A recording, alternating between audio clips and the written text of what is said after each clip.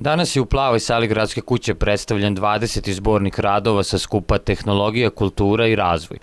Tom prilikom predsjednik organizacionog odbora ovog skupa Danica Drakulić je izjavila da zbornik obuhvata 21 rad inspirisan prošlogodišnjim skupom koji je održan u Tivtu. Danas ćemo napraviti prezentaciju, odnosno promociju 20. zbornika radova Tehnologija, kultura i razvoj koji je finaliziran nakon prošlogodišnjeg naučnog skupa koji je održan na Paliću početkom septembra i koji se bavio sa dve osnovne teme, društva i ekonomije Balkana do 2020. godine i druga tema je bila razvoj zasnovan na znanju koje su ekonomske, organizacione i institucionalne osobenosti. Iako je bilo prijavljeno preko 50 autora i koautora, u zborniku se našao nakon recenzije 21 rad i ti radovi su inspirisani ili posvećeni zaključcima prethodnog skupa koji je održan u Tivtu i koji se bavio deformitetima i neuspesima do sada obavljene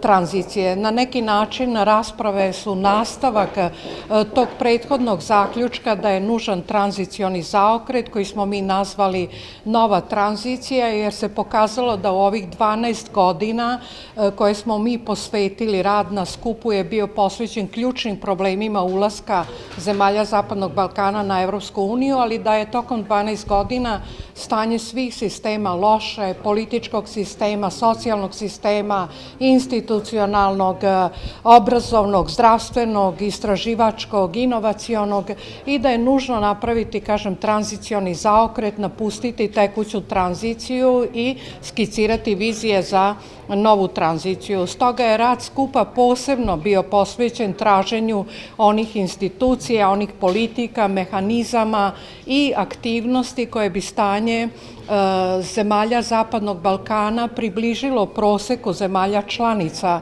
Evropske unije, da se što pre napusti periferija Evrope na kojoj se danas praktično nalaze sve zemlje Zapadnog Balkana.